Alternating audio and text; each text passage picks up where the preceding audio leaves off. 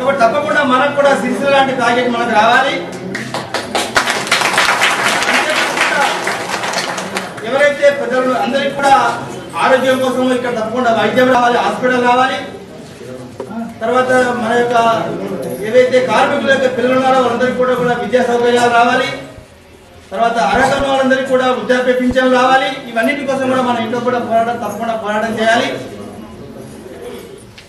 ఆ తర్వాత మన యొక్క ఉద్యమాన్ని ఇంటర్నెట్ లో చూసినటువంటి ఒక సోదరుడు, మన కుల బాంధవుడు, ఇక్కడే మన వేదిక మీద ఉన్నారు శ్రీ ఇప్పనపల్లి చిన్నమల్లయ్య గారు.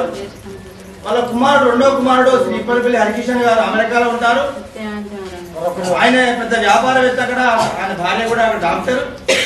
వాళ్ళ కూతురు ఇంటర్మీడియట్ చదువుతుంది. ఆ అమ్మాయి మన సిరిసిల్లలో ఉండేటువంటి ఒక కార్మికుల యొక్క ఆత్మహత్యలను చూసిన తర్వాత ఈ యొక్క మన చేనేత కార్మికుల కోసం ఏదైనా ఒక సహాయం చేయాలనే ఒక ఉద్దేశంతో ఇంటర్నెట్ లో కూడా ఒక వెబ్సైట్ ప్రారంభం చేసినటువంటి సేవ్ వీవర్స్ అని.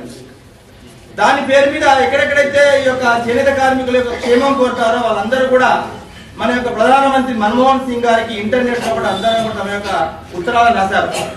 ఆ విధంగా అమ్మాయి దాదాపు మొత్తం ప్రపంచవ్యాప్తంగా 1,00,000 సంతకాలను సేకరించి ఈ యొక్క చేనేత కార్మికుల కోసం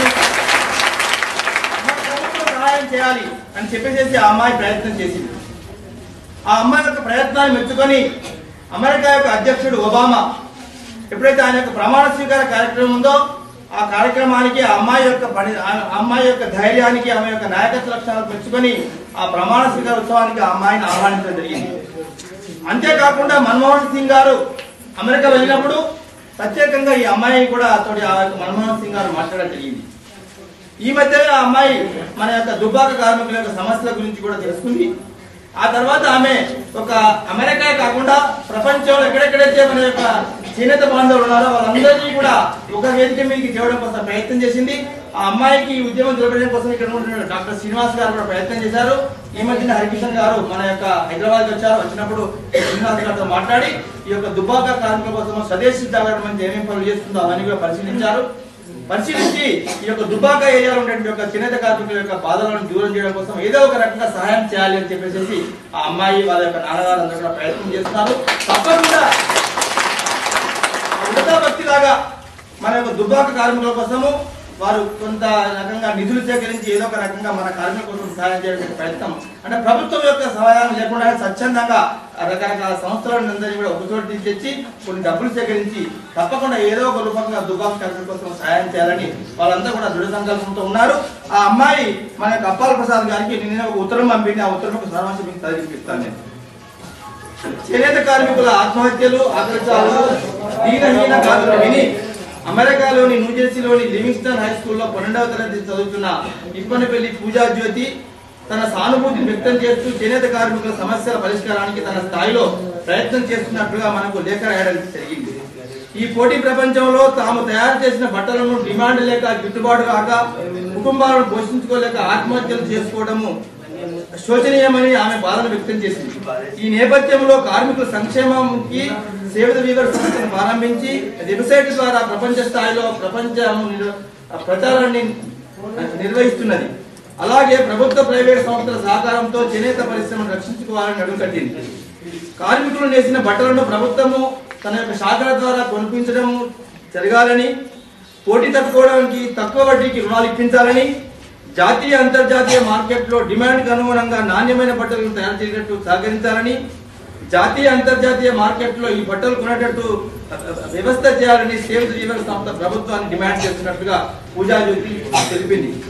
దుబ్బాక పరిసర గ్రామాల్లో గుర్తించిన 1000 మందికి పైన పేద కుటుంబాలను మానవతా దృక్పథంతో సహకారం అందజేయాలని పూజా జ్యోతి తన లేఖలో ప్రభుత్వానికి పేర్కొంది. సేవ్ ది వీవర్స్ చేస్తున్న ఈ ప్రయత్నానికి మీరు కూడా తోడై సహకరించవలసిందిగా కోరుతూ చేనేత కార్మికుల యొక్క ఉద్యమానికి మద్దతునిస్తూ స్వదేశీ జాగరణ మంచి కార్యదర్శి అప్పాల ప్రసాద్ గారికి ఈ ఈమెయిల్ ద్వారా తన యొక్క లేఖను ఆ అమ్మాయి అందజేసింది. అలాగనే మన యొక్క శ్రీ పురంధరేశ్వరి గారు ఎవరైతే మన యొక్క మానవ వనరుల శాఖ యొక్క మంత్రి గారు ఉన్నారో వారికి కూడా ఈ అమ్మాయి ద్వారా మన యొక్క సమస్యలన్నీ కూడా వారి దృష్టికి తీసుకోవడం జరిగింది.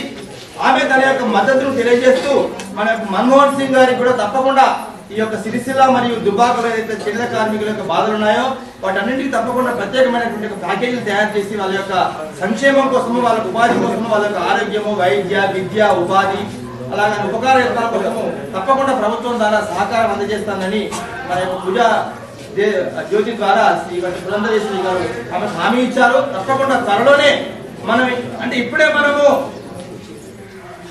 అంటే మనం అందరం కూడా అలసిపోకుండా మన యొక్క అంతిమ కోరిక తీర్చే వరకు తప్పకుండా మన అందరం కూడా ఈ యొక్క ఉద్యమంలో కూడా భాగస్వాములు అయ్యి అకుంఠిత దీక్షతోటి పట్టుదలను విడకుండా తప్పకుండా మనం ఇంకా ఉద్యమం చేయాలి. ఆ ఉద్యమంలో ఇప్పటికే మనకు అంత్య కార్డులు వచ్చాయి. ఇంతతోనే మనం అందరూ సంతృప్తి పడకుండా ఈ ఉద్యమం చివరి యొక్క కోరిక సాధించడానికి అందరం కూడా తప్పకుండా మనందరం కూడా ప్రయత్నం చేయాలని ఆ భగవంతుడు మనకు తప్పకుండా శక్తి సామర్థ్యం అందించాలని కోరుతూ ఈ అవకాశం కల్పించినందుకు ధన్యవాదాలు.